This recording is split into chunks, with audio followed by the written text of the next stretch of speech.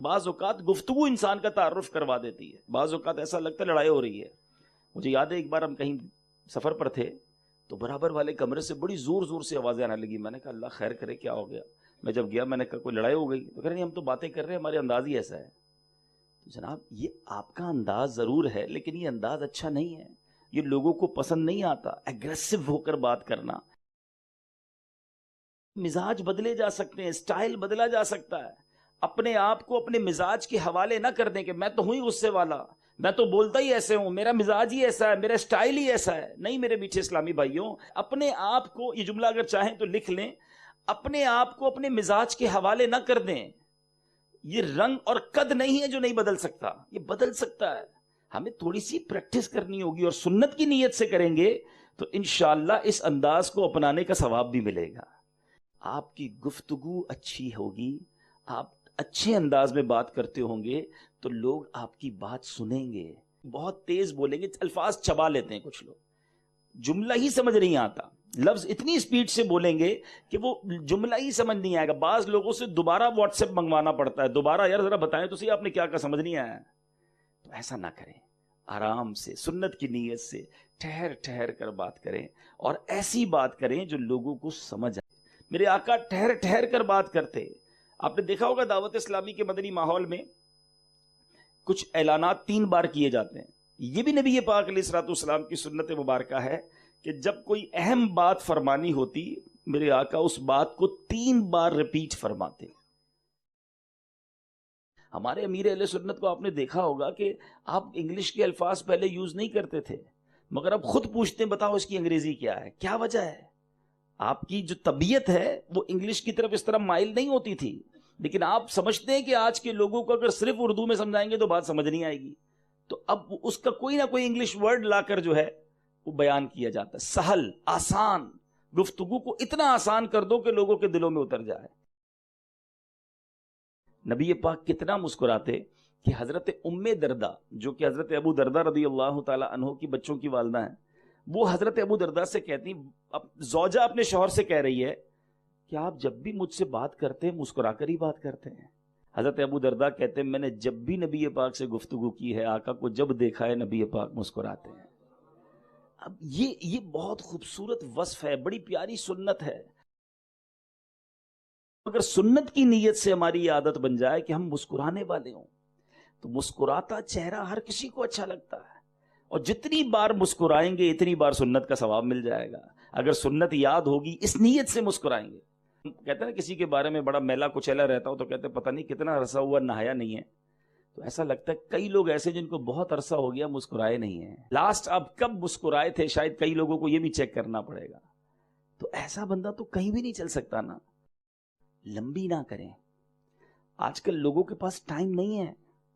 آپ میں ما کلا ودلہ، بات وہ کریں جو قلیل ہو اور پردلیل ہو، ٹو دی پوائنٹ.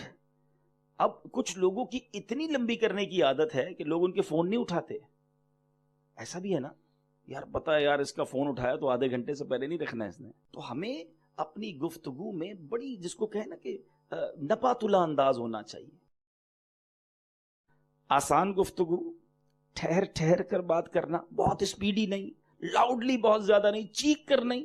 آپ کی گفتگو ٹھیک ہے، ٹھیک ہے، الفاظ کا چناؤ ٹھیک ہے، محاورے ٹھیک ہیں، ایکسنٹ ٹھیک ہے. ایکسنٹ کا بڑا تعلق ہے. اردو بولتے تو واقعی اردو بولیں، پھر اردو میں سندھی نہ بولیں، اردو پنجابی نہ کر دیں. پنجابی بولیں تو بالکل پنجابی والے انداز میں بولیں. ہم اگر مکسچر کر دیں گے، ہمارا پروناؤنسیشن بالکل عجیب و غریب ہوگا تو وہ بھی امپیکٹ کریٹ نہیں کرے گا. آپ اگر واقعی لوگوں کے دلوں میں اترنا چاہتے ہیں، آپ چاہتے ہیں کہ لوگ آپ سے ملاقات کریں، آپ کے قریب آئیں، تو میرے آقا کی سنت کو ادا کیجیے، مسکرائیں. یہ وہ خزانہ ہے. اچھا کمال کی بات یہ آپ مسکرائیں آٹومیٹکلی سامنے والے کے چہرے پہ مسکراہٹ آ جاتی ہے. یعنی یہ وہ دولت ہے کہ آپ نے شیئر کی اور سامنے نظر آنا شروع ہو جاتی ہے. آپ کو جب مسکراتا چہرہ اچھا لگتا ہے تو آپ مسکرائیے، آپ بھی اچھے لگنے لگ جائیں گے، آپ بھی لوگوں کے دلوں میں آپ کے لیے جگہ بن جائے گی. ایک جملہ بہت خوبصورت ہے، چاہیں تو لکھ لیں. اتنا مت بولو کہ لوگ چپ ہونے کا انتظار کریں، بلکہ اتنا بول کر چپ ہو جاؤ کہ لوگ مزید سننے کا انتظار کریں. فرق ہے نا. تھوڑا اور بتائیے نا، تھوڑا اور بات کیجیے. ہمیں کوئی یہ کہے یہ اچھا ہے اور کوئی گھڑی دیکھتا رہے، اور بعض لوگ تو اتنا بولتے ہیں کہ بندہ کہتا ہے یار میوٹ کا بٹن کدھر ہے، دبائیں تاکہ خاموش تو ہو، شروع ہی ہو گیا۔ سید اعلیٰ حضرت نے کمال کی بات لکھی ہے، آپ فرماتے ہیں شربت نہ دے نہ دے کرے بات لطف سے۔ شربت نہیں چاہیے، بات تو اچھی کر لینا۔ شربت نہ دے نہ دے کرے بات لطف سے، یہ شہد ہو تو پھر کسے پرواہ شکر کی ہے۔ یہ شہد پلا دے، شکر نہیں چاہیے، یہی شہد اچھا ہے۔ تو پیار تو آج جانور کو دینا، وہ قریب آ جاتا ہے، انسان تو پھر بھی اشرف المخلوقات ہے۔ تو پلیز سافٹنس لائیں۔ ڈسکریج کرنے والے، جھاڑنے والے، ڈانٹنے والے، لڑنے والے، غصہ کرنے والے، چیخنے والے، چلانے والے، شاؤٹ کرنے والے کسی کے دل میں نہیں ہوتے ہیں۔ تو جب وہ کسی کے دل میں نہیں ہوتے، اور میں ایسا ہوں تو میں کیسے کسی کے دل میں ہوں گا؟ ہم سے کیوں لوگ ڈریں؟ ہم مسلمان ہیں۔ مسلمان وہ ہے جس کے ہاتھ پیر زبان سے دوسرا مسلمان محفوظ رہے، مگر آج ایسا ماحول ہے۔ کچھ کسی کو ذرا آپ ان سے بات کر لیں، نہیں یار ان سے بس ٹھیک ہے نہیں کرنی۔ ارے بھائی کیوں؟ بس ٹھیک ہے، وہ بتائے کرنے کا فائدہ ہی کوئی نہیں ہے۔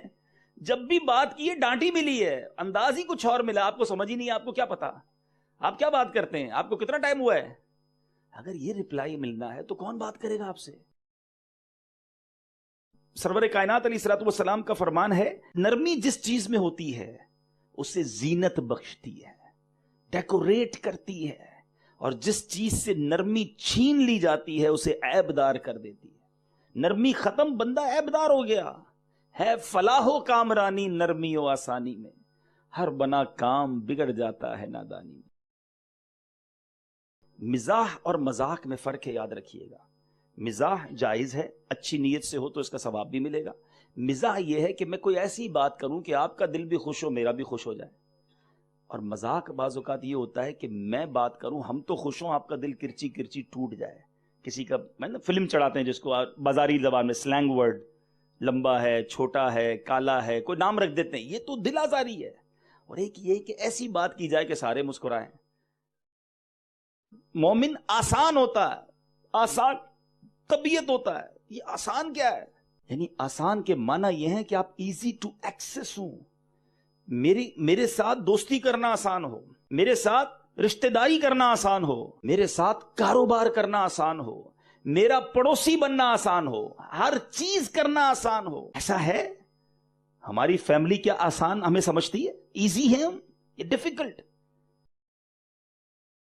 ہو گھر بلا لو کسی مشکل کو، ایسے ایسے ہوتے ہیں جس کو مہمان بنا کے میزبان پریشان ہو جاتا ہے۔ بھائی مہمان بلایا، انسپیکٹر بلایا ہے، یار ابھی تک کلر نہیں کرایا آپ نے گھر میں، میں 2 سال پہلے آیا تھا پھر بھی یہی صوفے تھے، ابھی بھی وہی صوفے ہیں، یار اپنا ٹی وی تو دیکھو کتنا پرانا ہو گیا۔ بندہ بولے یار مہمان بلایا ہے، کوئی انسپیکٹر بلایا، بیٹھ کے کھانا کھا بھائی، جس لیے آیا وہ ٹھیک۔ یعنی ہم مہمان بن کے بھی مشکل ہیں۔ جس کو انفسائز کیا جاتا ہے کہ بھائی جب تک داماد صاحب نہیں آئیں گے دعوت شروع نہیں ہوگی۔ آپ اس بات کو ریئلائز کروائیں، آپ اپنے کہیں ان لاز کے اندر کہ میرے آنے کی وجہ سے کسی کو ویٹ نہیں ہوگا، آپ شروع کر دیں اگر میں لیٹ ہوں یہ میرا پرابلم ہے، تاکہ یہ میسج جائے کہ ہم آسان ہیں، ہم فیملی ہیں، آپ کے ممبر ہیں، ہم برڈن تھوڑی ہیں آپ کے لیے۔ روایتوں کا مضمون ہے بندے کے 2 باپ اور 2 مائیں ہیں، ایک والد ہے ایک سسر ہے، ایک والدہ ہے ایک بچوں کی نانی ہے۔ لیکن ایسا تو نہیں ہے، وہاں تو روب ہے، وہاں تو ڈیمانڈز ہیں، وہاں تو پریشر ہے۔ جناب پتا چلے نا کون آیا ہے۔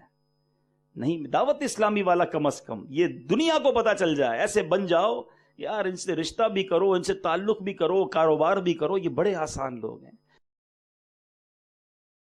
کچھ لوگ وطن سے دور رہ کر ماں باپ کی خیر خبر بھی نہیں لیتے، ان کی خیر خواہی نہیں کرتے، ان سے پیار نہیں کرتے، ان کو صحیح جواب یہاں سے بھی نہیں دیتے۔ وہ ماں یاد کرتی ہے بیٹے کو، مگر بیٹے کے پاس ماں سے بات کرنے کا وقت نہیں ہوتا۔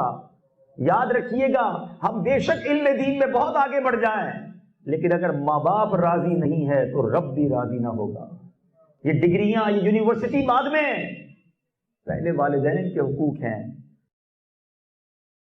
وہ پریورٹی جو ہمارے ماں باپ کو ہونی چاہیے ہماری زندگی میں، وہ ہمیں دینی ہے۔ عالم بن جائیں، مقام بڑا ہو جائے، دنیا میں کوئی بھی اسٹیٹس ہو جائے، ہم اپنے ماں باپ کے بچے ہی ہیں۔ ماں باپ کو نہ کہو میں کتنا بڑا آدمی بن گیا ہوں، ماں باپ سے نہ کہیں میں کتنا مصروف ہوں، ماں کا میں بچہ ہی ہوں، والد کا بیٹا ہی ہوں۔ خدا را جن کے ماں باپ حیات ہیں ان کی دعائیں لو، ان کی خدمت کرو، ان کے ساتھ وقت گزارو۔ ایک وقت آتا ہے کہ پھر ماں باپ سے ملنے قبرستان جانا پڑتا ہے، پھر یاد آتا ہے کہ میں نے کیوں ان کے ساتھ وقت نہیں گزارا۔ ماں باپ کا نافرمان یہ سزا پائے گا کہ وہ قیامت کے دن میرے آقا فرماتے ہیں میرا دیدار بھی نہیں کر سکے گا صلی اللہ تعالی علیہ وسلم۔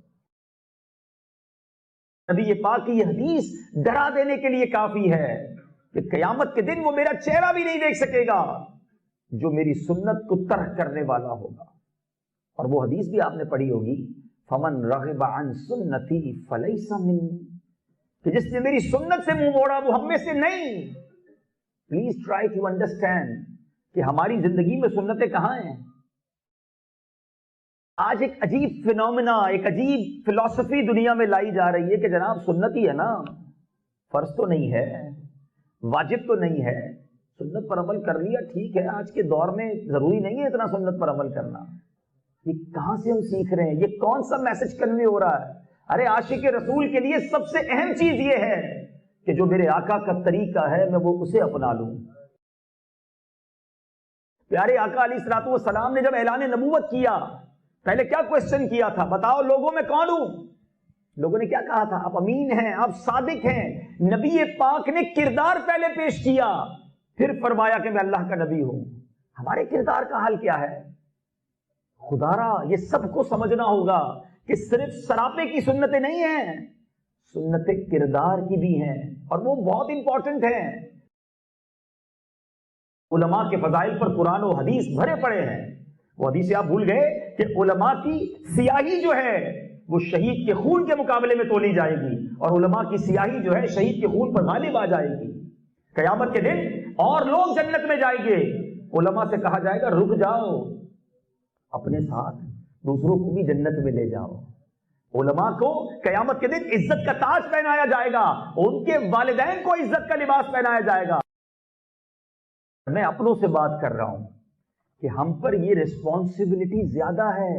لوگ ہم میں نبی پاک کی جھلک دیکھنا چاہتے ہیں، ہم میں اسلام کی تصویر دیکھنا چاہتے ہیں۔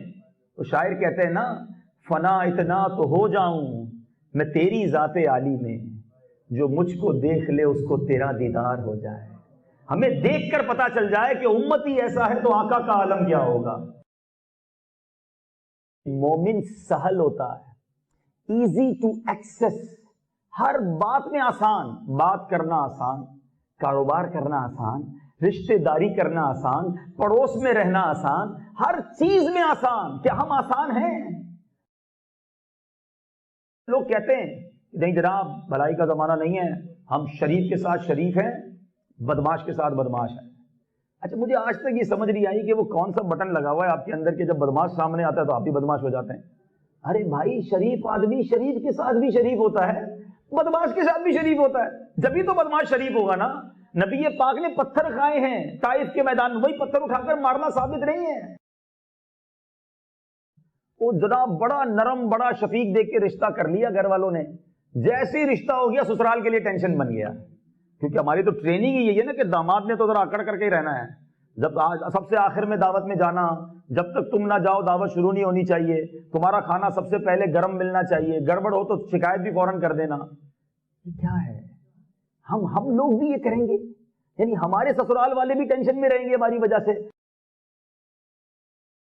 دعا تو کوئی سمجھتا ہی نہیں عبادت ہے، نماز پڑھی اور فوراً بھاگنا شروع نہ کیا کرو ایسا۔ علماء لکھتے ہیں خاص دعاؤں کی قبولیت کا وقت ہے جب بندہ نماز سے فارغ ہوتا ہے، اب یہ ٹائم ہے مانگنے کا۔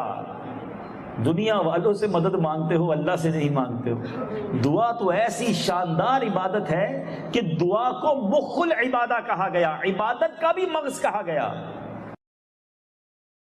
بہت سارے گناہ وہ ہیں جن کی سزائیں اگر سزا ملی تو مرنے کے بعد پتہ چلے گا۔ ماں باپ کو ستانا وہ جرم ہے کہ جس کی سزا انسان دنیا ہی میں دیکھتا ہے، اپنے بچوں میں دیکھتا ہے، اپنی اولاد میں دیکھتا ہے۔ جو اپنے ماں باپ کا ادب کرتا ہے اس کی اولاد اس کا ادب کرتی ہے، جو اپنے ماں باپ کو ستاتا ہے دنیا ہی میں وہ اپنی اولاد میں وہ دکھ دیکھ لیتا ہے۔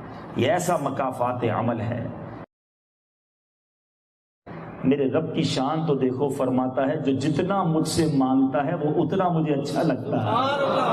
جتنا دعا زیادہ کرے بندہ اتنا رب کو اچھا لگتا ہے۔ بلکہ روایتوں کا مضمون ہے جو دعا نہیں مانگتا رب اس سے ناراض ہو جاتا ہے۔ فرماتا ہے ادعونی استجب لکم، تم مجھ سے دعا مانگو میں تمہیں عطا کروں گا۔ خدا کی قسم جو کثرت سے دعائیں کرتے ہیں وہ بڑے نوازے جاتے ہیں، بڑے مقبول ہیں اللہ کی بارگاہ میں۔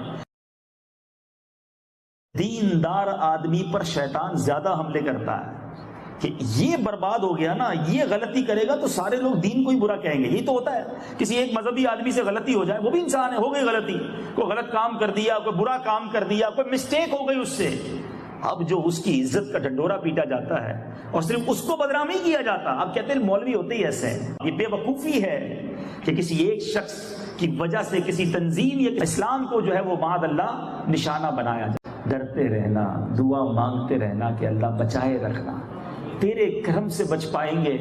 بڑے بڑوں کو شیطان نے بہکا دیا، ہم تو کمزور ہیں، ہم بڑے ہی کمزور ہیں، مالک ہماری مدد کیجیے، تو طاقتور ہے۔ شیطان کے مقابلے میں ہماری مدد کرنا، کہیں مال کے لالچ میں، کہیں نفس اور ہوس کے لالچ میں کوئی ایسی غلطی نہ ہو جائے مولا کہ سب کیا کرایہ پانی پھر جائے، برباد نہ ہو جائے۔ اے پنجتن کا غلام کہلانے والوں، محرم کی نیاز پکا کر کھانے والوں، کھلانے والوں، یہ اچھی بات ہے، کھلانا چاہیے، نیاز پر فاتحہ بھی دینا چاہیے، مگر کیا اتنے میں بات پوری ہو جائے گی؟ امام حسین آخری وقت کربلا میں سجدہ کریں اور نیزے پر تلاوت کریں اور ہم پورا سال نمازیں بھی قضا کریں معاذ اللہ اور تلاوت بھی نہ کریں؟ بتاؤ نا یہ کیسی پنجتن کی غلامی ہے؟ نیت کریں نماز نہیں چھوٹے گی۔ یاد رکھنا میرے بھائیوں، زندگی میں کوئی بھی مقام پانے میں بڑا ٹائم لگتا ہے، مگر ایک غلطی انسان کو منہ دکھانے کے لائق نہیں رکھتی ہے۔ اللہ مجھے اور آپ کو نفس و شیطان کے واروں سے بچائے رکھے۔ اللہ بے نیاز ہے، مجھے اور آپ کو اپنے ایمان کی فکر کرنی ہے۔ روایت میں آتا ہے نا کہ اللہ تبارک و تعالی اگر چاہے تو فاجر سے بھی دین کا کام لے لیتا ہے، کسی بے ایمان سے بھی دین کی خدمت ہو جائے گی۔ اپنی دین کی خدمت کو دیکھ کر یہ نہ سوچے کہ میں جناب ایمان سلامت لے کے قبر میں جاؤں گا۔ ایک حدیث یاد کر لو، اعمال کا دار و مدار خاتموں پر ہے۔ اللہ سے بار بار ایمان کی حفاظت کی دعا مانگو۔ اللہ قرآن میں فرماتا ہے اور تم میں جو کوئی اپنے دین سے پھرے پھر کافر ہو کر مرے تو ان لوگوں کا کیا اکارت گیا، ان کے اعمال ختم، فنش، دنیا میں اور آخرت میں، اور وہ دوزخ والے ہیں، انہیں اس میں ہمیشہ رہنا ہے۔ جو بے ایمان ہو کر گیا نا دنیا سے، اس کے پاس چانس نہیں ہے جنت میں آنے کا، ہمیشہ کے لیے جہنم اس کا ٹھکانہ ہوگا۔ کون کرتا ہے اپنے ایمان کی فکر؟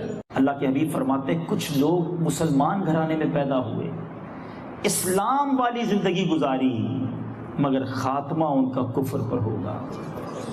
ذرا سوچئے، میں اور آپ بھی تو اس میں ہو سکتے ہیں نا۔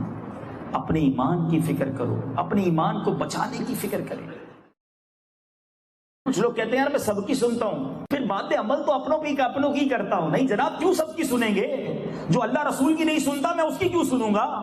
یہ دوسروں کے سننے والے بھی بعض اوقات بہکاوے میں آ جاتے ہیں، پتہ نہیں کون سی بات دماغ میں پھنس گئی، اسلام کے خلاف، دین کے خلاف، عشق رسول کے خلاف، اور آپ کے دماغ میں پھنس گئی اور آپ کا ایمان چلا گیا۔ ہمیں سننی اس کی ہے جو اللہ اور اس کے رسول سے محبت کرتا ہے، صحابہ اور اہل بیت سے محبت کرتا ہے۔ ہم نے اسی کا قدم تھامنے جس نے میرے آقا کے قدم تھامے ہوئے۔ سنو کامیاب کون ہے؟ قرآن کہتا ہے، اللہ مجھے اور آپ کو یہ کامیابی عطا کرے۔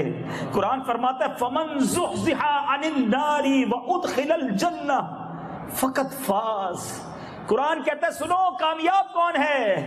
جو آگ سے بچا کر جنت میں داخل کیا گیا وہ مراد کو پہنچا۔ وہ ہے کامیاب جو جنت میں چلا گیا، جو آگ سے بچا کر داخل کر دیا گیا جنت میں، وہ کامیاب ہے۔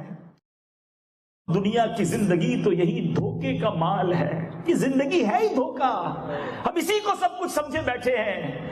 کامیاب وہ ہے جو جہنم سے بچا کر جنت میں داخل کر دیا گیا۔ مانگو اپنے رب سے جنت، ہمارے اسلاف کو ایمان چھن جانے کا کیسا خوف ہوتا تھا. سنو, امیر المومنین حضرت فاروق اعظم رضی اللہ تعالیٰ عنہ کا قول ہے. یہ فاروق وہ ہیں, حضرت عمر وہ ہیں جن کے بارے میں میرے آقا فرمائے اگر میرے بعد کوئی نبی ہوتا تو عمر ہوتا. عمر جس گلی سے گزر جائے اس گلی سے شیطان نہیں گزرتا. مگر عمر فاروق کا خوف خدا دیکھو. حضرت عمر نے ایک درخت کو دیکھ کر کہا کہ کاش میں ایک درخت ہوتا جس کو کاٹ دیا جاتا. حضرت ابوبکر صدیق اللہ اکبر افضل البشر بعد الانبیاء, آپ کہتے ہیں ایک پرندے کو دیکھ کر اے پرندے کاش مجھے انسان نہ بنایا گیا ہوتا. یہ کیوں کہتے تھے؟ انہیں ڈر تھا, خوف تھا کہ کہیں ایمان سلب نہ ہو جائے, کہیں اللہ کی بارگاہ میں جائیں تو ایمان کے بغیر نہ جائیں اور ادھر حساب کیسے دے سکیں گے. ہمارے اسلاف کو ایمان چھن جانے کا کیسا خوف ہوتا تھا. سنو, عثمان غنی رضی اللہ تعالیٰ عنہ ایک بار نہیں 2 بار نبی پاک سے جنت خریدنے والے ذوالنورین, آپ فرماتے میں اس بات کو پسند کرتا ہوں کہ مجھے وفات کے بعد نہ اٹھایا جائے. شرمندگی کا عالم دیکھیں. حضرت سیدنا طلحہ, سیدنا زبیر عشرہ مبشرہ میں سے بھی ہیں. ان میں صحابہ کہتے کاش ہم پیدا ہی نہ ہوئے ہوتے. پیران پیر کہتے ہیں, لوگ کہتے ہیں آج عید کا دن ہے, عید کا دن ہے. عبد القادر کے لیے عید کا دن وہ ہوگا جب اپنا ایمان سلامت لے کر دنیا سے جائے گا. وہ ڈریں, وہ روئیں, وہ گڑ گڑائیں, اور ہمیں کوئی خیال نہ ہے, ہم ذرا بھی نہ ڈریں, ہم شیطان کی ساری باتیں مانیں اور یہ بھی سوچیں کہ ایمان لے کر جائیں گے. خدا را میرے میٹھے اسلامی بھائیوں, دین کی ایمان کی فکر کیجئے. باپ موجود ہوتا ہے اور بیٹا قبر میں پہنچ جاتا ہے. شاعر کہتا ہے نا, آگاہ اپنی موت سے کوئی بشر نہیں, سامان 100 برس کا ہے پل کی خبر نہیں. کب تیاری کرو گے, کب آخرت کی تیاری کرو گے, کب تک گناہ کرتے رہیں گے, کب تک اللہ کی نافرمانی کریں گے. احادیث کا مضمون ہے کہ بندہ دوستی کرتے وقت دیکھے کہ بندہ دوست کے دین پر ہوتا ہے. جس کو دیکھو دوست بنائے بیٹھے ہو, بد مذہب ہے وہ بھی دوست ہے, بے عقیدہ ہے وہ بھی دوست ہے. انسان اپنے دوست کے دین پر ہوتا ہے. ایسے دوست بناؤ جو اللہ والے ہیں. علماء کہتے ہیں دوست ایسا ہوتا ہے جسے دیکھے تو خدا یاد آ جائے. بتاؤ نا ایسا دوست ہے کوئی؟ آ جاؤ دعوت اسلامی کے ماحول میں, بہت اچھے دوست ہیں, یقین کرو. موبائل میں آج کل ایک میسج آتا ہے کہ آپ نے اپنا جو بیلنس ہے وہ 80% یوز کر لیا ہے, ٹاپ اپ کرا لیجئے, پیسے ڈلوا لیجئے. زندگی ختم ہونے کا کوئی میسج نہیں آئے گا کہ جناب 80% زندگی یوز ہو گئی ہے, اب توبہ کر لیجئے. صبح بندہ گھر سے یہ کہہ کر نکلتا ہے کہ شام کو آؤں گا, اور اطلاع آتی ہے کہ جنازہ گھر کو آ رہا ہے. کب تیاری کرو گے؟ نہیں ملے گا ایکسٹرا ٹائم. خدا را سمجھو یہی وہ ٹائم ہے جو آخرت کی تیاری کا ٹائم ہے. ایسے بھی صحابہ ہیں کہ جنہوں نے نبی پاک علیہ الصلوۃ والسلام پر ایمان لائے, ایمان لاتے ہی غزوے میں شرکت کی اور شہید ہو گئے. ٹائم ہی نہیں ملا عبادت کرنے کا, لیکن چونکہ نبی پاک کو دیکھ لیا, آقا کا دیدار کیا, ایمان پر چلے گئے, دنیا کے سارے ولیوں سے بڑا مرتبہ حاصل کر گئے. یہ شان ہے میرے آقا کی کہ جس نے جلوہ جانا کو دیکھا, ایمان کی حالت میں آقا کی صحبت اٹھائی, اللہ نے وہ مرتبہ دے دیا کہ جو آج دنیا کا کوئی بندہ نہیں پا سکتا. پیارے آقا فرماتے ہیں اصحابی کالنجوم, میرے صحابہ ستاروں کی مانند ہیں. فَبِأَيِّهِمْ اِقْتَدَيْتُمْ اِهْتَدَيْتُمْ, ان میں سے جس کی بھی اقتدا کرو گے, جس کو بھی فالو کرو گے, کامیاب ہو جاؤ گے. تو اللہ تعالیٰ مجھے اور آپ کو صحابہ کی غلامی نصیب فرمائے, صحابہ اور اہل بیت سے سچا پیار عطا فرمائے. ہمیں اہل بیت سے بھی پیار ہے, ہمیں صحابہ سے بھی پیار ہے, اور انشاءاللہ اپنا بیڑا پار ہے. ابو ہریرہ آپ کا نام نہیں ہے, ایک روایت کے مطابق آپ کا نام عبد الرحمن بن صخر دوسی تمیمی ہے. ابو ہریرہ کا مطلب کیا ہے؟ بلی والا. ایک بار نبی پاک نے حضرت ابو ہریرہ کے پاس ایک بلی دیکھی چھوٹی سی, تو آپ نے فرمایا یا ابا ہریرہ, اے چھوٹی بلی والے. بس نبی پاک کی زبان سے نکلنا تھا, آپ کی یہ کنیت ہی مشہور ہو گئی, آپ کا یہ نام اتنا مشہور ہوا کہ آج رہتی دنیا انہیں ابو ہریرہ کہتی ہے. دعائیں بھی کیا کرو نا. بہت سارے لوگ کہتے ہیں یہ پرابلم ہے, یہ مسئلہ ہے. بھئی آپ نے خود دعا کی کہ نہیں کی؟ اللہ سے مانگا کہ نہیں؟